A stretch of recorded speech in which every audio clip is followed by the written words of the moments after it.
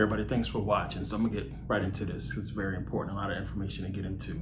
So for years, I've been talking about universal law, and I've been talking about how the powers that be have to operate under universal law. So if you don't know anything about astrology, if you don't study the planets and what the constellations are all about, then you're going to have to take my word for it and fact check later. But it's a lot of information, so I'm gonna get right into it.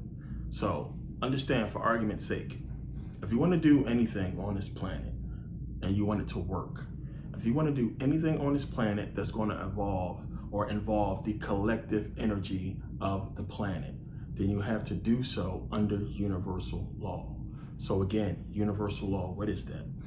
Universal law is you operating within the law of the universe, involving the energies of the planet, the stars, the sun, and the moon, plain and simple.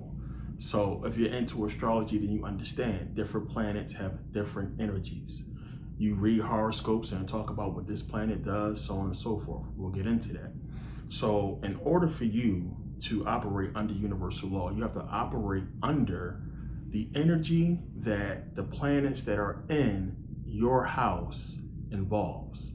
So understand, like when you are in a certain house, there are planets in that house. Those planets have different energies that are basically available to you while you are in that house. So you will be affected by the energies of this planet, everybody in a different way based upon your astrological sign or based upon your consciousness, if you understand. Because understand, no matter what, your consciousness will trump all if you understand the energies and you know how to act accordingly.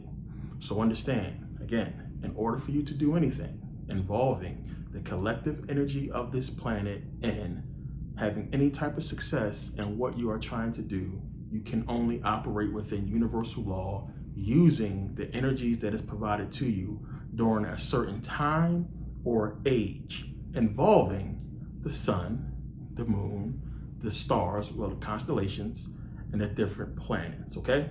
So understand that. So I want you to think about, the ancients, the ancestors, and how when we go back and look, we find so many different, carvings of the stars. We find stuff about the planets. They worship the sun, the moon, different constellations. The Bible talks about the heavens being in space. It talks about the heavens being, above. Everything is about space. Everything is about the heavens. So you have to look at the fact that the Egyptians aligned the pyramids with the stars on Orion's belt. We have to look at the 7 churches that's in Turkey that aligns with the stars, the 7 stars in the Pleiades.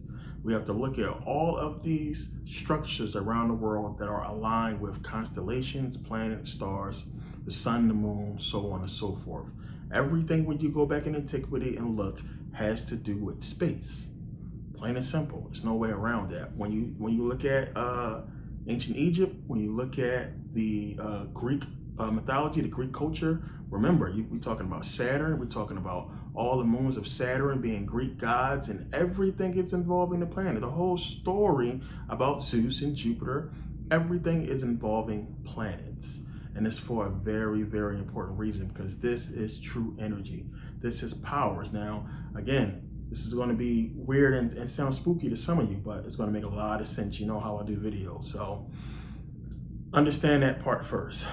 Everything was about the planets, and they grasped the concept that in order for you to have any type of success, you have to act during certain planets corresponding in the house you are in, meaning in the constellation you are in, or in the planetary, let's say, alignment with Earth you are in, and the energies that they provide. So understand, we have holidays, festivals, once a year, every year, to celebrate certain things. And this is what the ancients did as well. They had festivals, they had holidays to celebrate certain things, because back then they understood there is some kind of energy that you can get from this. And you got to think about it today. We look at it today, things like Christmas and these other holidays are simply symbolic to us. We dress up, we do whatever as a symbolic gesture to the holiday. But back then, it wasn't such a thing. You wasn't putting on a costume to impress people or give people a laugh. They did this stuff because they understood there was real energy behind it.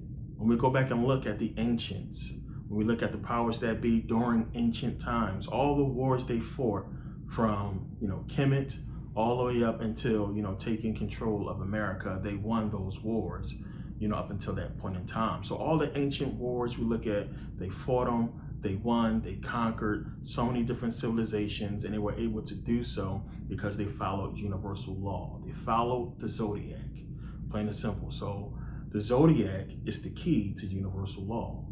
The zodiac has the houses of God. The Bible always talks about the house of God, things in God's house, so on and so forth. And, my house has many mansions. This is about the houses that's on the cross of the zodiac. Each house has a different constellation. It represents a different astrological sign, and different planets will come in different houses and provide different energies to different people. And you have a choice as a collective to tap into that energy. So understand, and this will make sense. If you are at the head or controlling the collective energy on the planet, then you can decide whether the energy that you siphon from these planets or this planetary or universal energy is going to go towards something good or bad. That is what it's about. It's about choice, duality.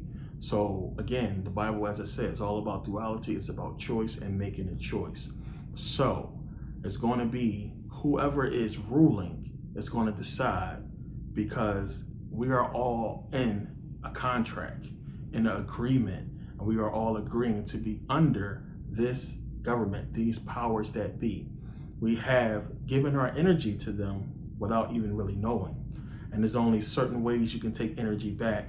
And it's why they seem to always be winning at every step, because we are basically agreeing to let them represent us as an energy. So they are deciding how the energy is going to be used, and they have been using it in their favor for generations.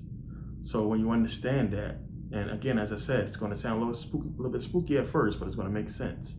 They are taking control of the collective energy that is provided to this planet for many different things, and they have been using it to build what they have built. So now, of course, we take it to the Bible, because the Bible is the key to all of this. It's giving you everything, as I always say. It is giving you the answers, and we're going to start with Moses. Moses represents Aries. He represents Aries. Aries, the ram. We see statues of Moses with the ram's horns holding the Ten Commandments. We know the ram represents Judaism. We see that the Jews blow the shofar. And Moses represents Aries. And we know that Aries is Mars. Aries in Greek is the god of war, and it's represented by Mars. Mars represents war. So understand that. So Moses led the Israelites out of Egypt. And of course, it's all a metaphorical story. And, he gave them the laws. Remember, the Israelites went out, they went to war, they went conquering everybody, beating everybody, winning on all those wars. But before that, Moses had to give them the laws. Now, these are basic laws of man, and these are laws of God. Now, a lot of the laws in the Ten Commandments is basic stuff. Thou shalt not kill, steal. This easy stuff we can remember. There are other laws that are laws of God that are different. So you got to remember what was taking place during this time and the symbology. Some of you guys may know, but I'm going to break it down real quick for those who don't, because it's really important to understand what this stuff is really talking about. Now remember, Moses came down from the mountain, and basically God told him to go down there because the Israelites was worshiping a different God. He goes down there and he sees them worshiping the bull calf, and he breaks, the Ten Commandments, the tablets. So, what was that about? Now it says here, Exodus 32, 1-4. And when the people saw that Moses delayed to come down out of the mount, the people gathered themselves together unto Aaron and said unto him, Up, make us gods, which shall go before us. For as for this Moses, the man that brought us up out of the land of Egypt, we wot not what is become of him. And Aaron said unto them, Break off the golden earrings which are in the ear of your wives, of your sons, and of your daughters, and bring them unto me. And all the people brake off the golden earrings which were in their ears, and brought them unto Aaron. And he received them at their hand and fashioned it with a graving tool after he had made it a molten calf. And they said, These be thy gods, O Israel, which brought thee up out of the land of Egypt. So the last part of that is the clue. How would Aaron know what gods brought them out of Egypt? He didn't see the God that brought him out of Egypt. He just said, here's a bull, worship this. You also have to think about, why would the people want to worship something? Do you understand? So you have to think about, as I said before, they worship things. They understood they had to worship, or basically channel the energy that was being presented to them during that specific time in order to have success in whatever they was trying to do.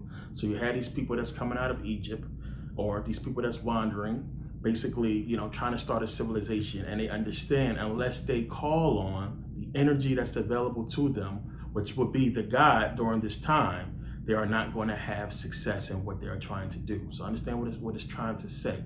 That key is him saying that that's the God that brought him out of Egypt. So you have, Moses come down and sees what happened, and again he breaks the law. The key to this is the very first law. The first law that God gives is, you shall not have any other gods before me. Not that you shouldn't kill or steal. Do not have any other gods before me. You understand? That is the key. But think about it. How could it be any other gods before God? If this is the one true God, what God is before you? What are you talking about? If it's a God before you, then isn't that God? Isn't that God over you? So why would God give a law that's saying you shouldn't worship any gods before me? So that is the key. So when you understand what's being said, it's talking about, of course, the zodiac. Aaron tells them, this is the God that brought you out of Egypt. And as I said, Moses represents Aries. So you guys understand, one, when they got to Mount Sinai, that represents the coming of the age of Aries. The age that they just left is called the Exodus. They were exiting, not just Egypt, but exiting the age of Taurus, the bull. So when Aaron says, this is the God that brought you out of Egypt, he's talking about the bull, Taurus, the bull, a constellation. You understand? So when God, the first commandment he says is, do not worship any gods before me. The God before him would be Taurus.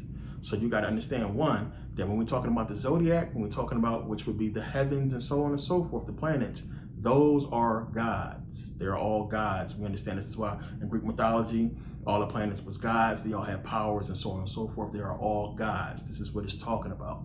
So we got to think about it. Do not have any gods before me. The reason why this is the most important and number one commandment is because you will not have any power worshiping any god before the God that's in the house that you are in. Understand? So they are now in the house of Aries. The planets that are in Aries during this time, or the constellations that are in Aries, or stars and so on and so forth that are in Aries or in that house at that time, is the power they can draw from. They could draw energy only from those. If you draw energy from any other planets or anything else before what's there, you will not have any success. So they wanted to make that important for you to understand. So important that God wrote on some tablets and, Moses broke them. I mean, just think about that. It's trying to stress how important it is to not be in worshiping the constellations or the energies that's before you, because that's breaking universal law or the law of God. So easy to understand when you understand astrology. So you have to think about it. This was Taurus the bull. They are in Taurus when we get the Hebrews. When the Israelites come out and they're on their way to starting, they are in Taurus. So you guys seen, bullfights where they say Toro. This is where they get the Torah, the bull. It's talking about the start, the beginning of Judaism for the Hebrews. So Toro, Taurus, Torah, all same thing. So you have the Hebrews getting this knowledge from Moses. And now they have the understanding that, one, we have to follow these certain rules, which they're giving you the hint they already knew because they wanted to worship something. Just think about that. They just came out of there, they want to worship this God. You know, if the God, you seen Moses part the sea. So obviously they understood it's some kind of power here, something going on. So they wanted to know what it was. They wanted to know what was giving them favor during this time. And hey, Aaron, you his man, you know, give us the God that we're supposed to be worshiping so we can have success in what we are doing. So Moses breaks the tablet. We know the tablets go in the Ark of the Covenant. Remember, as I said, they were going around and beating everybody because they had the Ark of the Covenant. That was the source of their power. Now, as I said, you can only access certain power during certain times and ages, which they were in the age of Aries, and they were able to win because they was worshiping the power of the time or age they were in. So, big key is the Ark of the Covenant. Now, on top of the Ark, you have the two cherubims. And we know God spoke to them from the Ark, from between those two cherubims. Every time he spoke, it was clouds and lightning and thunder and so on and so forth that appeared. Now, they're giving you a description of, you know, the Ark in the Bible, but you have to understand, you know, argument's sake, the two cherubims represents the stars.